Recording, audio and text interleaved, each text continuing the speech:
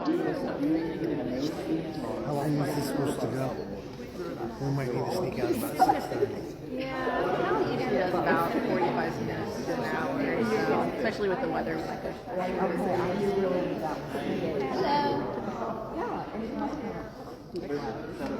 How are things going at the creamery? There you go. Working away. Yeah, good? Yep. Did you have a good holiday? Yeah. I did absolutely nothing. It was nice for me. Did you do that locally? Yes. Yeah, me and my husband were like, we're not doing anything holiday. We're just staying home and doing our own thing. I love it. Yeah. How about you? Pretty much the same. On the 23rd, we did a one-day shot down to Dallas to go shopping at the giant Korean grocery store and got all the stuff you need to make kimchi and made a giant batch over the home. Good evening. Wow. My name is Tyler Heckman, and I'm the Director of Worship Music here at First and Calvary. And on behalf of everyone here, I'd like to welcome you to the program tonight, Behind the Baton.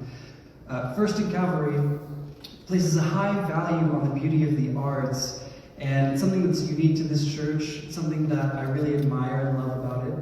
And we get to express that value in some really fun ways. And right now, one of my favorite expressions is this partnership with the Springfield Symphony Orchestra, hosting Behind the Baton. Behind the Baton is just a delightful series, and we here at First and Calvary are thrilled to be able to host it here in our atrium. I know all of us here tonight are looking forward to hearing from these great artists. So with that, I'll pass the baton off to Kyle. Thank you very much. Good evening, everybody. Can you hear me okay? Yes. Good evening. Well, welcome back to Behind the Baton. This is our first time back since October. We had a couple Pops concerts in the end of the fall, and so we're back to our classical concerts and Behind the Baton. And for me, the thing that is most fun with Behind the Baton is when we have a guest artist, and so I'd like you to help me welcome our guest artist for this concert, Jason Moon. Jason is the Helen competition winner, and so I want to also acknowledge Judy Helen. Judy and her husband Dwayne founded this competition in 27, but he's the 27th winner, and then this year will be 28, so 28 years ago. 28 years ago, so thank you, Judy, for bringing such great young soloists to this year after year. This has been another, speaking of partnerships, a terrific partnership. And then last, I also want to thank First and Calvary for allowing us to be here, for hosting us. This is a great location. And thank you to you all for braving the threat of snow and being here. And we welcome those who are watching online on Facebook Live as well. So let's get to it. Jason, welcome to Springfield. Thank you. It's so good to be back here. I mean, I came here for the first time last March, and I had such a great experience just meeting everybody here. Everyone's so friendly. It's so big and spacious compared to where I come from in San Francisco. So it's so great to be back, even though it's so much colder than I wish. But it's great. We grew up as neighbors, or well, at least I grew up before you, in the place where we were neighbors. I'm from Los Gatos, you're from Cupertino, that's just down the road from each other in the Bay Area. And I know you got your start playing pretty young, so tell us a little bit about what got you started on the violin. How did you begin on this journey? Yeah, I mean, so I started playing the violin when I was 4 or 5 years old, and if you know any 4 or 5 year olds who want to start practicing an instrument, they don't exist. My parents were like, okay, so you should probably start playing an instrument, and my parents were right here, and they were saying, it's a funny story actually, because they were saying I should play either piano or violin, and so my dad was like, okay, how much does it cost? So piano, getting an upright piano to fit into the apartment would have been like $3,000, $4,000, $5,000. But a violin, we could have rented it from the local violin shop for $20 a month. So that was an absolute no-brainer, and that's how I started playing the violin. But little did they know how much more expensive violins get. That's true. That's true. So you started, did you start in a school program or a Suzuki program, or what did you actually begin? I actually started with a private teacher, and his name was John Krause, and he was really just he inspired so much love for violin. He made it so fun for me to play, and I did start with Suzuki, but he actually has a background in fiddling and things like that, so he brought this whole spirit of joy and liveliness to violin that I think, I see a lot of young kids who start learning the violin, they think of it as such a chore, and I feel very lucky that when I started violin, it was a very fun thing for me. Now, was that in Cupertino or San Francisco? Where were you? Yeah, that was down in Cupertino, near San Jose. Near San Jose, yeah, fantastic. So I know that, I mean, obviously you excelled, you had to get to this point. So take us through a little bit. When you started Suzuki, one of the things that most people know about Suzuki is you do it by rote, by ear, and not by reading. So at what point did it become clear that you had talent in this and you were going to go forward, and what was your transition like to reading music and to going on in violin? It's actually a little bit hard for me to pinpoint exactly when I started reading music, because I think when I was going through all that learning process when I was a little kid, it all kind of blended together for me. So I've been reading the staff for as long as I can remember. Yeah, I think violin for me, it was always something that was more on the side, and it was something that I loved to do, but I was always more focused on just getting good grades and focusing on my schoolwork and things like that. And then it was only really in high school that I really started to realize, oh, this is something that I actually really love, and I think I want to make this my livelihood, my passion. So you played in the San Francisco Youth Symphony? Yeah, that's right. And went to the pre-college program at the San Francisco Conservatory also? Mm-hmm. So at that point, had you decided, okay, this is something I'm going to go forward with?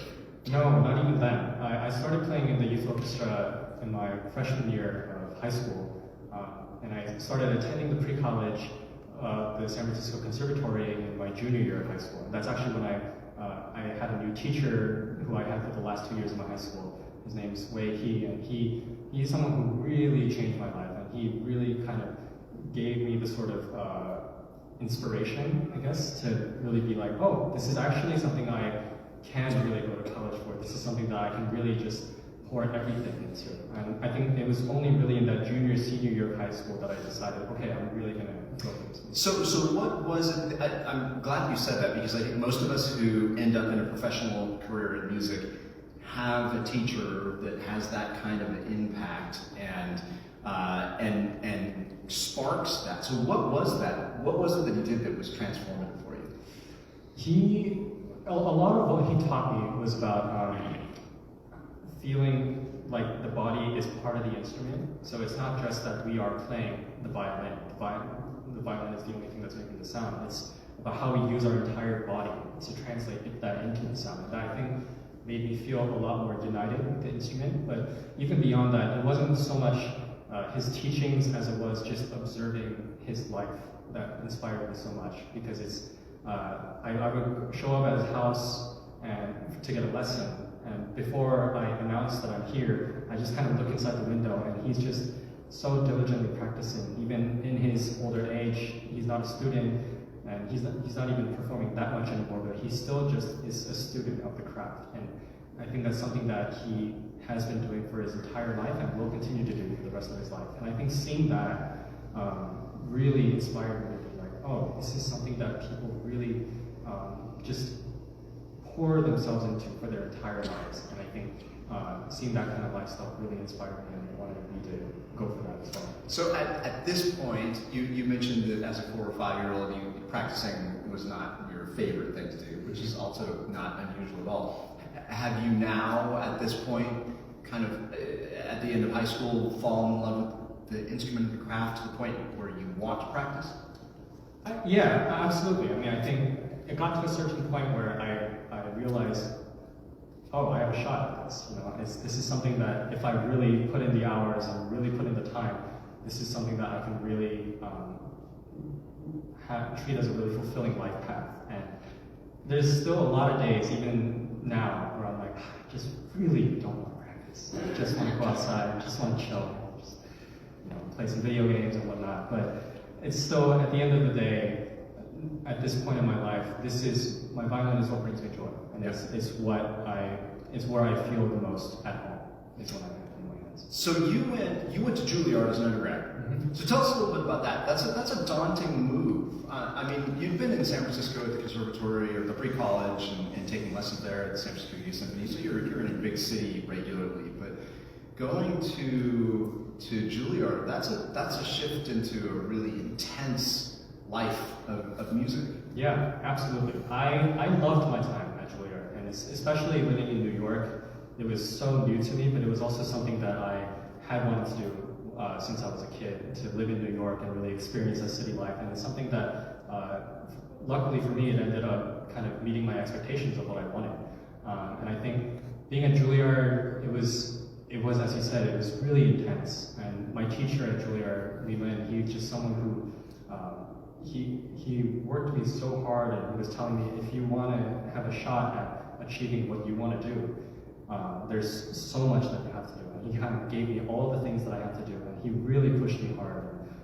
I would see him multiple times a week, and especially if I had like a competition or an audition coming up, he would text me at like 10 p.m. and be like, hey, I have a little bit of time, can you come? So I'd show up at like 10:30 and have a lesson then and go till midnight. And I think it was that kind of experience that really pushed me beyond what I thought I was capable of. Yeah, Was it always a happy experience, or did it have downsides too? There's no way that it can just be happy-go-lucky, but I think with the kind of difficulty that goes into making a career in classical music, there's a lot of struggle that you need to go through to achieve some success. But I think the sort of struggles and the sort of days where I'm like, oh, it sounds so terrible, how am I going to make a future out of this? Those days actually really make it worthwhile for me. Like looking back on it, those make the good days so much better. I imagine when you were in New York, you had the opportunity to see a lot of great performers, great performances. Mm-hmm. So what were some of the highlights of things that you saw that might have been kind of eye-opening or life-altering for you? Oh, there's so many. I mean, of course, there's so many great performances that happen at Carnegie Hall, at the Met Opera, things like that. But for me, actually, the most inspiring performances took place in my own studio class. When it was my teacher, and my teacher had like 30 or 40 students. I don't know how he was keeping that kind of schedule, but every week we would get together, and the kids in this class were like the best violinists I've seen. A lot of them had gone on and win like first prizes in all the major competitions. But just seeing them in this sort of focused student-focused environment really kind of just performed their piece for the first time. And they're just trying something out that they're gonna be taken to the public soon. That whole process was really interesting to me, because then my teacher would jump in and be like, okay, let's try this. Oh, okay, how about student A? Can you give some comments? And then we kind of see this process at work, and that is actually what really turned the gears for me.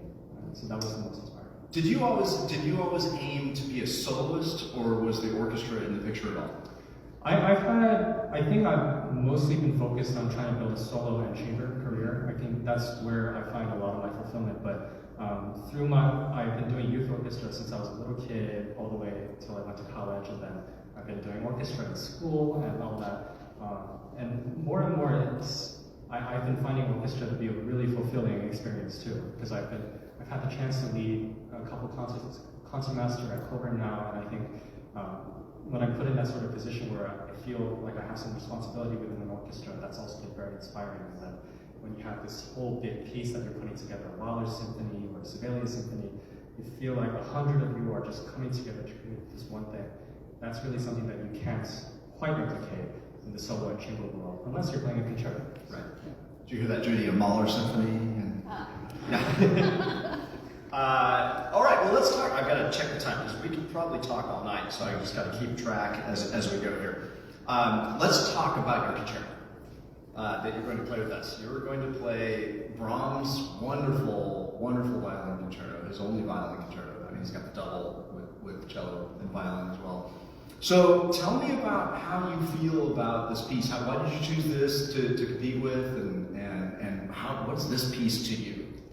My entire life, I've been so scared of this piece because it's always been impressed on me. Brahms and Beethoven violin concertos are the pinnacle of violin concerto repertoire. And the entire time when I was growing up, in high school and college, I always wanted to learn it because I loved the piece so much, and I would listen to it on repeat every time I was on a flight or whatever. I listened to 20, 30, hundreds of different recordings of this piece. But I never felt like I was ready to take it up because I had such a high expectation of what this piece was in my mind. But it was in my senior year of undergrad at Juilliard that my teacher was like, okay, if you want to play the Brahms, I think you're ready to take it on. And so it was, at that point I started learning it, and it was even harder than I thought. I built it up to be so hard, and it was even harder. So what do you mean when you say it's even harder? Because I'm sure technically it wasn't harder than other things you've done. I mean, it's a standard romantic piece. Mm-hmm. So what was harder?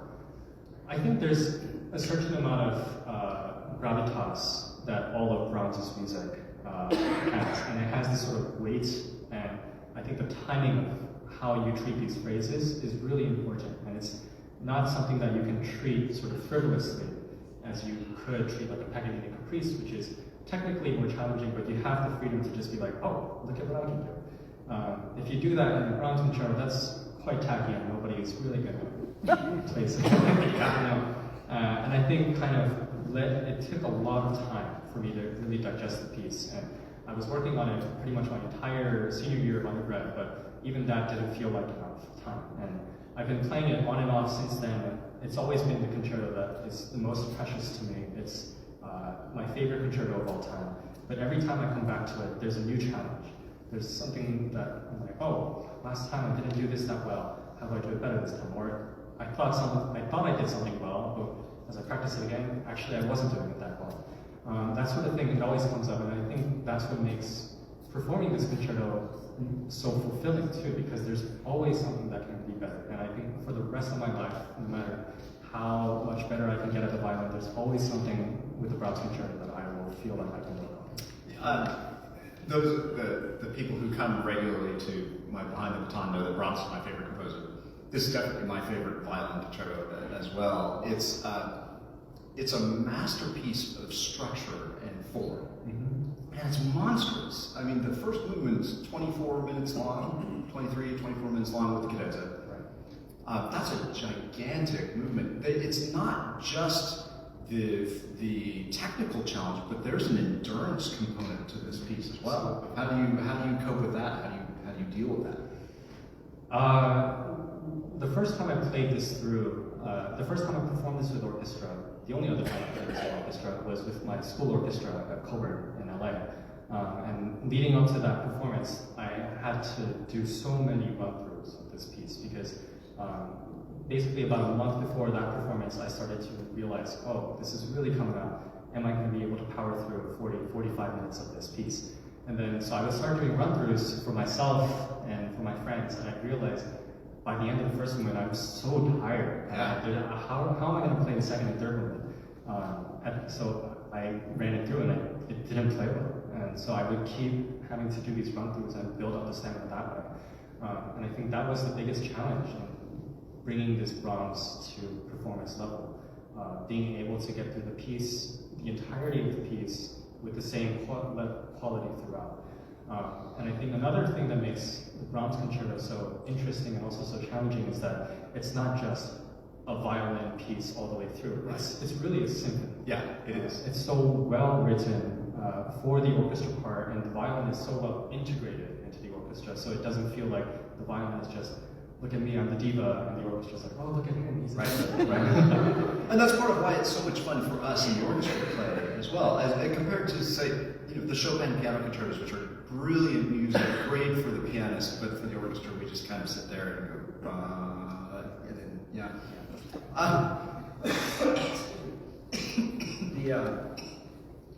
The second movement starts with an oboe solo. Yeah. And there's a pretty famous quote. Sarasate, the great virtuoso violinist and composer, said, "Why would I want to play a concerto where the oboe gets the best melody?" Yeah. Right? And I'm just sit there with my violin in my hand. But when you talk about the endurance it takes to get through that first movement, I think Brahms was maybe a little bit brilliant to give you a break, right? Because you play this gigantic movement, this gigantic cadenza, and then at least for the first couple minutes of the second movement, the oboe takes some of the weight off of your shoulder. I'm so thankful he wrote that. Yeah, I know. And then you get to play the melody too. Yeah. But it definitely starts with that gorgeous oboe melody, and then the third movement, that's pretty pure fun. Yeah, it's just a Brahms sort of heavy dance Hungarian feel to it, and I think it's technically the most challenging movement, but by that point in the concerto, you already feel like, oh, we're at the end. You feel like you're in such a celebratory mood that you just exude joy. Intellectually, you've done all the work. Yeah. Right? I mean, the first movement for sure has all of that structure and form, as well as great melodies and beautiful contrast, and then the second movement is this just glorious hymn-like, gorgeous romance, and then now you just get to kind of play freely. Tell us a little bit about Joseph Joachim. Joachim was Brahms' best friend. I mean, next to Claire Schumann, but they were friends for their whole life.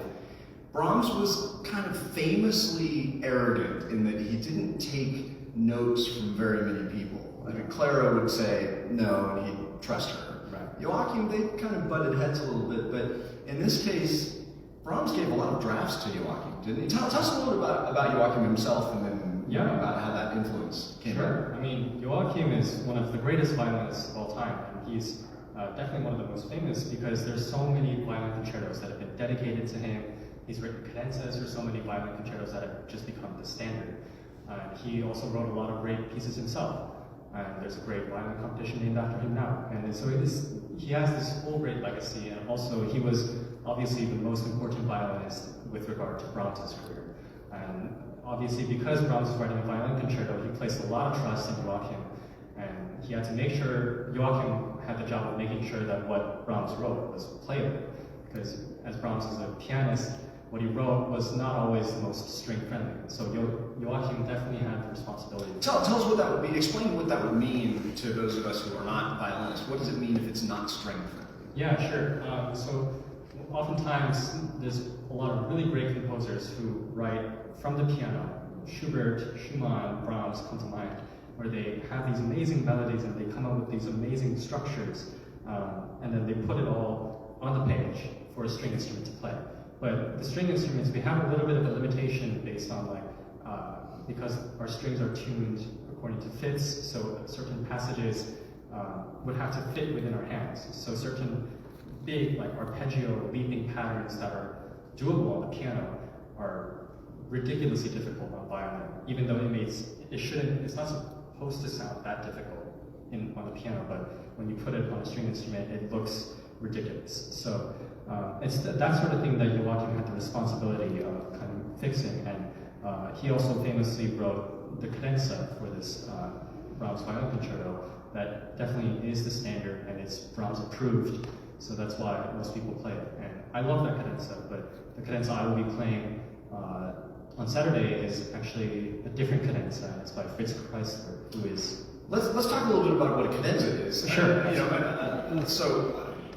Within a concerto, the soloist has a part that the composer wrote. So tell us what a cadenza is. Yeah, I mean, this is something that goes back to Baroque classical era, where we would have these sort of violin concertos, or any concertos really, and then the composer would write this chord. It's a 1/6/4 chord that it's a tonic chord. It's in the key of the piece, but it doesn't sound settled. So the orchestra just holds this chord, and then the composer gives the soloist a chance to improvise. So especially back then, in the Baroque classical era, it was sort of the soloist's responsibility to really just come up with something on the spot and be able to improvise. And that's the sort of tradition that has been lost over the years. And as we go into the Romantic era, the 20th century, the composers wanted to have a little bit more control over how the piece went. So we see composers like Mendelssohn, Tchaikovsky, and Sibelius. They all have violin concertos, but they actually wrote out the entire cadenza. So there's no improvisation factor to it. Brahms... But it's still a solo feature at that point. Yes. Yeah, that's one of the important points, is that the orchestra drops out, So we no longer are in this symphony. Now it's a solo. It's just you, and a feature. And it's usually a little more difficult than the rest of the. Oh yeah, for sure. The music. I mean, now it's your chance to show off. So as you said earlier, we can't be flippant with anything that Brahms wrote. But now in the cadenza, now in Brahms, you're not going to be flippant even in the cadenza. But it's a solo feature. Yeah, absolutely. And I will say classic cadenza is a little bit more flippant than the Baroque cadenza. So I do like that aspect of it. It's not entirely like within the tradition of Brahms, but it does have this wonderfully sentimental and juicy quality to it that I'm excited to bring. You brought your violin. Do you mind getting it? Yeah. We'll demonstrate a couple things.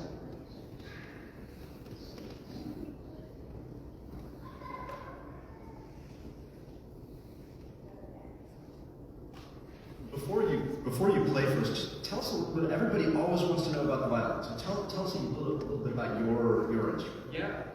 So this violin is something that I feel very fortunate to be able to play. It's a violin that I got just over a year ago, and so it's a Peter of Montemor Pietro Guarneri, and Guarneri was really just one of the most famous families of violin makers, and the most famous member of that family was Giuseppe Guarneri, and his nickname is Del Gesù. And his violins are up there with the Stradivari in terms of monetary value and sound production.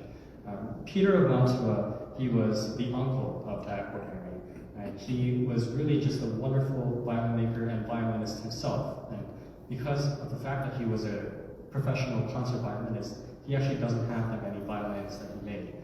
So the fact that I get to play on one of his violins is really special. It's also interesting because it's not entirely Peter Guarneri, because at some point in its history, the top of the violin, it got damaged, so it had to be replaced, and it was replaced by another very famous maker named Balestrieri. So the top is a Balestrieri, and the side and the back and the ribs are Peter of Montemor. And we call that a sort of composite violin.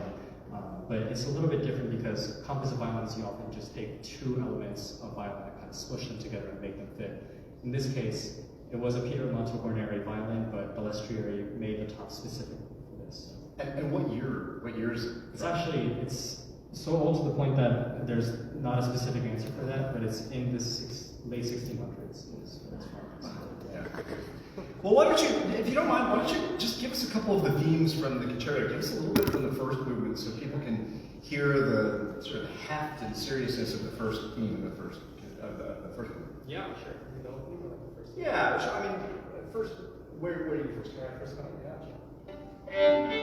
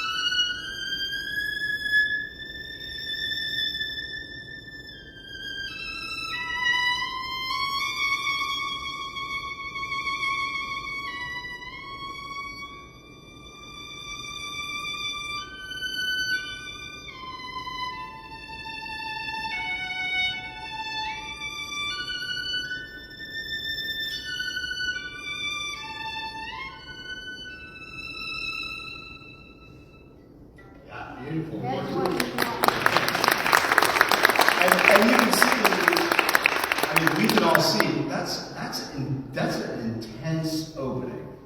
I mean, he doesn't let you just kind of ease your way in. You jump in. Now, the orchestra has an introduction on this, but then you jump in with all of the power and all of the passion that that instrument can do before you get to the little lyrical restatement of that first theme. Gorgeous, gorgeous. Why don't do you want to play a little bit of the cadenza for us, just so we get a sense of what Chrysler did? Yeah. Yeah.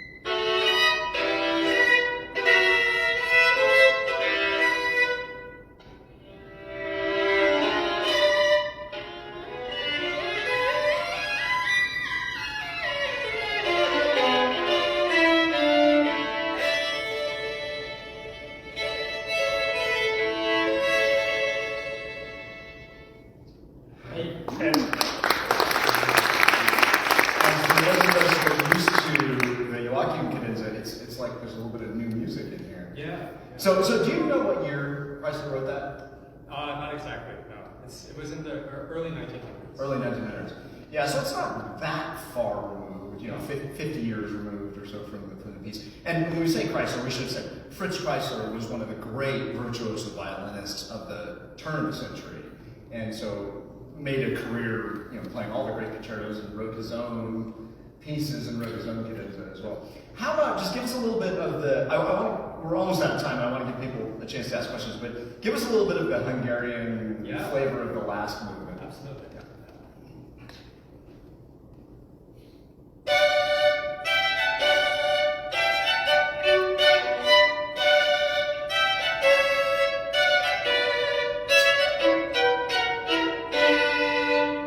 Yeah, fantastic. And it's something I've been really interested in recently, actually, and not well.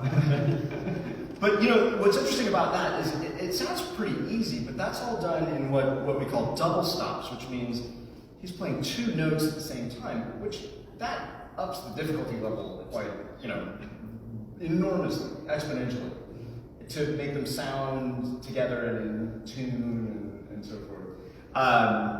Fantastic. We are almost out of time. Does anybody have any questions that you have for Jason? You said that you play the violin with your whole body. Can you say a little bit more about that? Yeah, absolutely. So I think one of the important things for us to think about is the violin is this sort of upper body instrument where we focus a lot on what we do with our arms and our shoulders, and we try to relieve tension here. But one of the things my teacher talked about was drawing energy from your legs, and a lot of that comes from how you stand. How you draw this sort of power from the earth. It was all very kind of zen, but it somehow works. And it just, at least thinking about that, it really kind of made me feel a lot more free with the way that I approached the violin, playing the violin, and it also relieved a lot of tension without me even having to do anything specific. So yeah, that's one of the examples. Do you practice wearing the shoes that you're going to wear when you're performing? Yeah, it's something that I definitely take into account because dress shoes are definitely different from sneakers or right. You don't feel the same way the way you stand. Yeah, and then also knowing that dress shoes kind of have that hard sound, so you have to be careful not to like stomp too hard. You can make it seem like it's part of the act. Right. Other questions?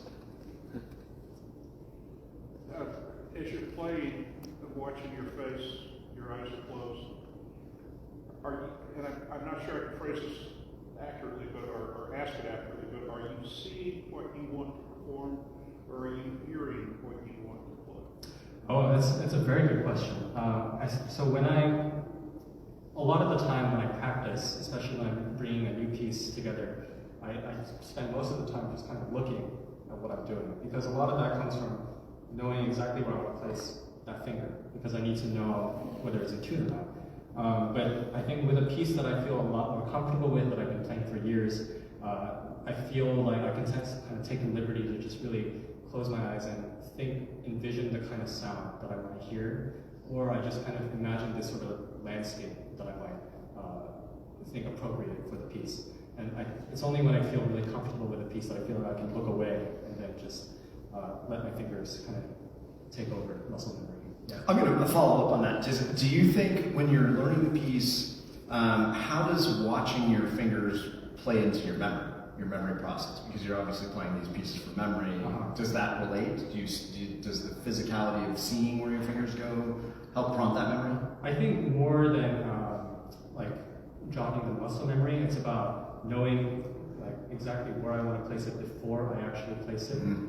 Because a lot of the times, it's something my teacher always emphasizes, like, if you're playing out of tune, you should just look at what you're doing, because you're looking away, that's why you're out of tune. Yeah. So it's only when you really feel comfortable with a piece that you can. So does that change when you change instruments? You said you've had this for about a year. I mean, because the necks are not standard, right? No, I mean, there's always sort of like roughly standard measurements for these violins, but especially for violins from hundreds of years ago, it wasn't really like super strictly regulated.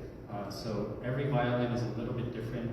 The thickness of this part of the violin, the neck of it, is a little bit different. So the way your hand holds the violin has to change a little bit. So it definitely took a few months of adjusting before I could really feel comfortable with this violin. And it was actually just when I started to feel adjusted to the violin that I came and did the competition. So yeah. Other questions? Yes. Could you share the story of how you came to have that violin? Oh yeah, absolutely. So I had a violin before this that I got from a really wonderful shop in London. It's called the John and Arthur Beer Shop. And there was a luthier, a violin maker, who works for that shop. He makes wonderful violins himself, but he often travels between London and San Francisco because he has a lot of dealings with the San Francisco Symphony members. So when I was late in high school, my teacher at the time, he knew I was looking for a violin, so he put me in contact with him, so I got that violin from him. But I think much later, just about a year ago, maybe a year and a half ago, I got in contact with him again because I felt like I needed to get another violin that just is a step on. And I felt like I could take on a violin that was a little bit, I felt a little limited by my previous violin. So basically, he got in contact with me again. He's like, okay, I'm coming at this point I was in Los Angeles. So he's like, I'm coming to LA, I have 6 violins, I can meet you at your school, let's just try them out. And so we had this whole trial process where he would actually fly very often between London and California. And I think it was about 3 or 4 of those trips after I tried about 20, 25 violins that I brought back. I found this one, this is the one. It was actually by chance too. He was before the last trip. He's like, "Hey, I just found something. I think you'll really like it." It was totally by chance. I wasn't supposed to have this, but check it out. And it turned out to be the one. So yeah, very lucky. Yeah. Limited how? Sorry. You said the other violin you felt limited. Limited how? Yeah, I mean it was a wonderful violin. It served me so well, and I think it was just reaching a point where I wanted to dig a little bit deeper into the sound and kind of draw a little bit more out of it. So I guess in a bigger space, like in a big hall, like the one across the street, it would sound really great when you're closer to it. But when you go out into the hall, like all the way to the back seats, it felt a little bit too distant. And this violin definitely does a little bit of a better job kind of projecting all the way to the exit sides. You know, as a conductor standing next to violins, I've played with a number of people who play Stradivarius violins where right next to me, they don't sound that great. Yeah. But out in the hall, they sound glorious. Yeah. And your violin sounds great close, but it also has a great resonance too. I mean, I assume that's why you played 23, 24 violins to find the one that you want. So we have an online comment Oh, question. okay, online. Somebody is asking, how many bows did you try with it? Oh, yeah. Okay. I was going to ask a bow question, but right now we're running over. But go ahead. Tell us. I'll keep it brief. Bows, that's a whole different topic, and bows are very personal, and these also, they have different weights. Different makers have different styles where it's like, there's a balance point at which you can like put your finger and then it won't tip over. That's also different for all these bows.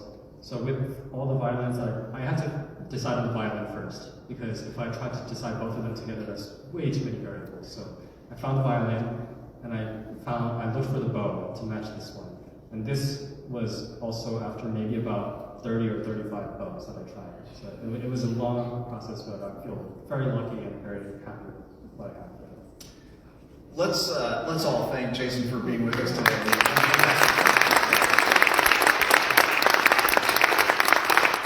I'm so excited we get to work together. I'm so excited it's on this magnificent piece, one of my favorite pieces of all time. Welcome to Springfield, and we will all see you on Saturday night. So thank you all for coming. We'll see you Saturday.